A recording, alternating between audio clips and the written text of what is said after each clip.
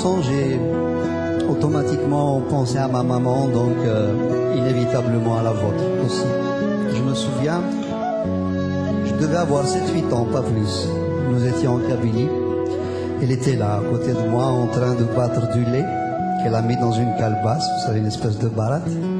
Et elle le battait en faisant ce geste-là, peut-être qu'un certain nombre d'entre vous ont déjà vu faire. Et quand elle faisait son acte, son travail, elle rythmait aussi des mots, des idées, des chants, des soupirs.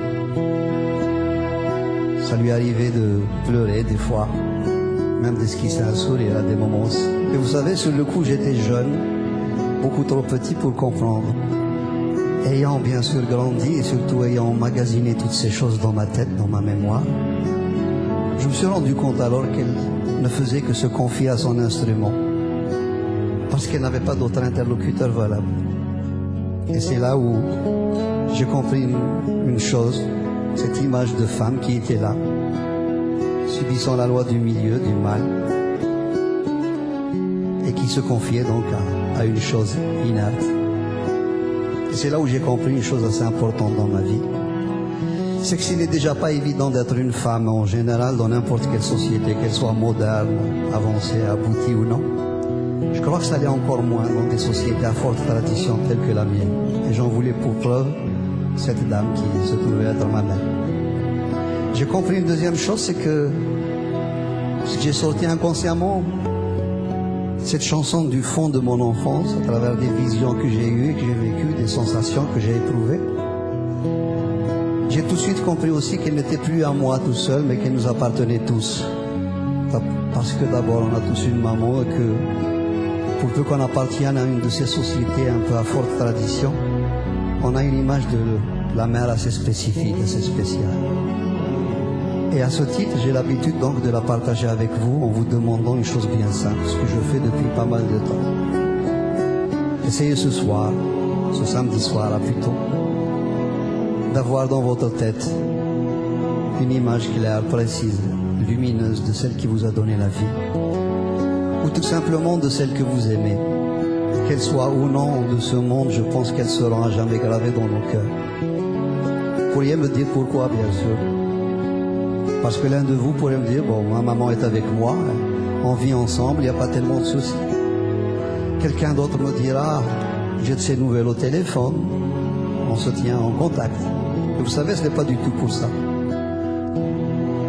Je vous le demande parce que je suis convaincu que vis-à-vis d'une femme en général et d'une maman en particulier, je crois que nous avons tous quelque chose à nous faire pardonner, ou à tout le moins à nous reprocher. Dites pas non tout de suite. Rentrez en vous-même, questionnez-vous, et vous verrez bien. Laquelle ou lequel d'entre vous n'aura pas vu des larmes perler sur leurs joues, et surtout des larmes pour lesquelles nous avons une responsabilité plus ou moins directe, sans compter tous ces pleurs, toutes ces larmes qu'elles auront versées à notre insu, parce qu'elles n'auront pas voulu nous le montrer, soit par pudeur, soit par crainte de nous heurter, soit pour se dire, ma foi, bon, ces enfants, c'est moi qui les ai faits, si quelqu'un doit se sacrifier, autant que ce soit moi. Franchement, laquelle ou lequel d'entre nous tous aura été péché dans le tréfonds de leur cœur, le moindre de leurs frissons, la moindre de leur fragilité, et surtout cesser de voir en elles des mamans couveuses ou des mamans allaiteuses qui ne sont là que pour la reproduction, alors qu'elles peuvent aussi avoir de la place pour un cœur contrarié, des amours contrariés, un désir frustré, etc. Et à côté de cette femme qui est la nôtre, j'aimerais avec votre permission que l'on y associe l'image de ces millions et de ces millions de femmes qui sont restées là-bas, de l'autre côté de la Méditerranée, et qui n'ont pas la chance de vivre des moments comme ceux de ce soir. Et là aussi, vous pourriez me dire pourquoi. Parce que, comme nous tous, il nous arrive de rêver, puis surtout de courir naïvement après nos rêves. J'imagine que si ce soir on se mettait à penser à elle, il sera inscrit quelque part en haut dans le ciel de Dieu qu'un soir de novembre, somme toute banal, dans une petite ville qui s'appelle Puteaux, dans la région parisienne. Quelques centaines de personnes étaient là ce soir. Mais cette soirée banale devient exceptionnelle dans la mesure où c'est quelques centaines de personnes. Il n'y avait ni Marocains, ni Algériens, ni Français, ni Tunisiens, ni autres. Il y avait simplement quelques centaines de cœurs qui étaient là, les uns à côté des autres. prêts à sortir d'eux-mêmes ce qu'ils ont de meilleur en émotion, en amour, en tendresse. Et que dans un élan commun, en pensant à elle, bien sûr, j'imagine une boule émotionnelle monter dans le ciel, traverser la mer et puis aller s'éparpiller en millions et en millions de petits morceaux, chaque petit morceau étant un tout petit peu de bombe dans leur cœur meurtri. Et c'est à ce moment-là où cette fois-ci, je suis sûr que ce n'est plus un rêve, on se dira dans un coin de ciel que ce soir-là, dans cette petite ville de Puteaux, ces quelques centaines de gens ont fait quelque chose de magnifique. Cindy.